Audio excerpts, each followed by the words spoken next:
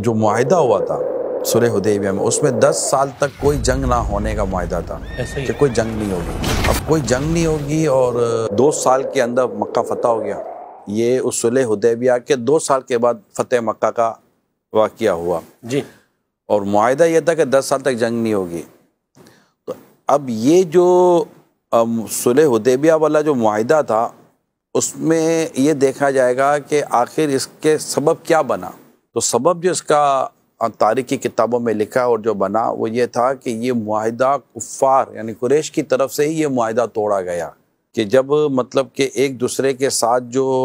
حلیف ہوں گے ایک دوسرے کے، ان کے ساتھ بھی جنگ نہیں کی جائے گی۔ مکے کے قریش تھے، کفار مکہ تھے، انہوں نے ان سے جنگ کی جو نبی پاک صلی اللہ علیہ وسلم کے حلیف تھے، آپ کے ساتھ تھے، اور ان کا کافی خون بہایا گیا، حتیٰ کہ حرم پاک میں بھی ان کا خون بہایا گیا اور بڑی قتل و غارت گری کی گئی۔ خیر نبی پاک صلی اللہ تعالیٰ علیہ وسلم اپنے 10,000 صحابہ کرام علم و رضوان کو لے کر مکہ مکرمہ کی طرف روانہ ہوئے۔ ایک روایت کے مطابق 12,000 کا بھی فگر آیا ہے، لیکن اس میں راویوں کا یوں ہے، اس میں اختلاف نہیں بیان کیا گیا۔ یہ ہے کہ 10,000 چلے ہوں گے اور بعد میں ہو سکتا ہے کہ 2,000 کی مزید تعداد پلس ہو گئی ہو تو یہ 12,000 تک بھی پہنچ چکا ہو۔ اور نبی پاک صلی اللہ علیہ وسلم کا عالم یہ تھا کہ آپ اپنی اونٹنی قصفہ پر سوار تھے۔ جی، فاتح مکہ رحمت عالم صلی اللہ علیہ وسلم کی کیفیت یہ تھی کہ تواضع اور عاجزی کے سبب، ایک تو ہے نا فاتحانہ انداز سے آدمی داخل ہوتا ہے، نہیں، آپ اللہ پاک کی بارگاہ میں عاجزی کرتے ہوئے، انکساری کرتے ہوئے، اپنے سر مبارک کو جھکاتے ہوئے کہ آپ کی داڑھی مبارک اونٹ کے پالان سے لگ رہی تھی، اللہ،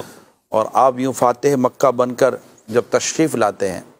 اب پیارے اسلام بھائیو، جو چند چیزیں میں آپ کو عرض کرنے جا رہا ہوں جو اس واقعے کو مزید تاریخی بناتا ہے۔ 1400 سال گزر جانے کے باوجود بھی اس کی اب کوئی مثال نہیں لا سکا، نہ کوئی لا سکے گا۔ نبی پاک صلی اللہ علیہ وسلم جب فاتح مکہ بن کر تشریف لاتے ہیں،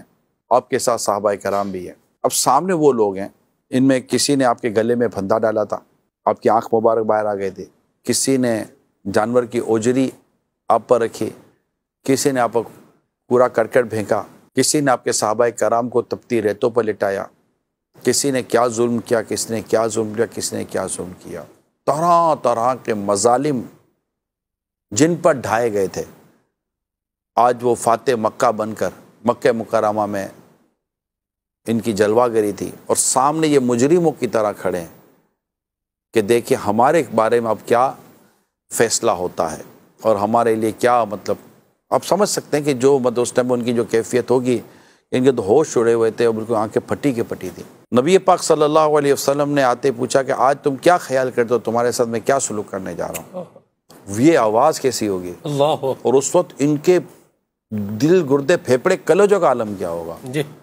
کہ کیا سلوک کرنے جا رہا ہوں، تمہارے ساتھ کیا انجام ہونے جا رہا ہے۔ تو انہوں نے لجاجت کی کہ ایک بھائی جیسے دوسرے بھائی کے ساتھ کرتا ہے، اس طرح کر کے انہوں نے ایک عاجز اپنی وہ اپنی بے بسی ظاہر کر دی۔ تو نبی پاک صلی اللہ علیہ وآلہ وسلم کی رحمت جوش میں آتی ہے،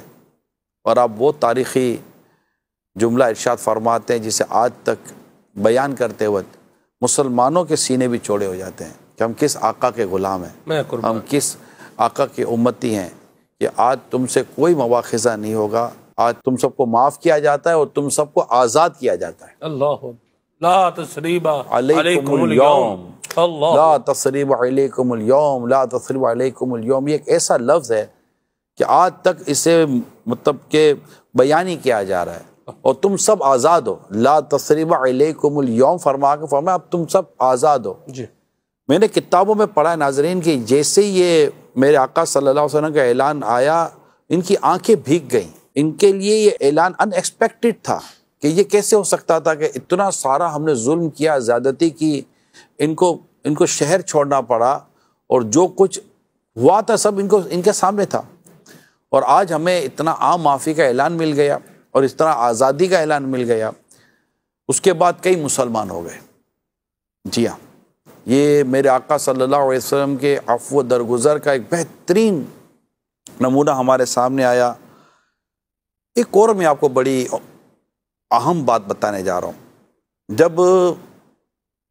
صحابہ کرام علیہم رضوان ہجرت فرما کے مدینہ منورہ پہنچے تو ظاہر ان کے سارے مال اسباب جائیداد مکہ مکرمہ میں تھیں، تو ان مہاجرین صحابہ کرام کی جائیدادوں پر قبضے کر لیے گئے تھے کفار مکہ کی طرف سے۔ اب ہونا کیا چاہیے کہ ان سب کی جائیدادیں بازیاب کرائی جائیں، وصول کی جائیں، نکلوائی جائیں۔ نبی پاک صلی اللہ علیہ وسلم نے اپنے مہاجر صحابہ کرام علیہم رضوان کو حکم ارشاد فرمایا، جس کے بعد ان صحابہ کرام علیہم رضوان نے اپنی ان تمام تر جائیدادیں املاک ان کو ہبہ کر دیں، تحفے میں دے دیں۔ اللہ اکبر۔ کون کرتا ہے یہ بتائیے؟ یہ فتح مکہ کی وہ خوبیاں مزید ہیں کہ جنہیں آج تک بیان کرتے ہوئے مزہ آتا ہے، سنتے ہوئے مزہ آتا ہے۔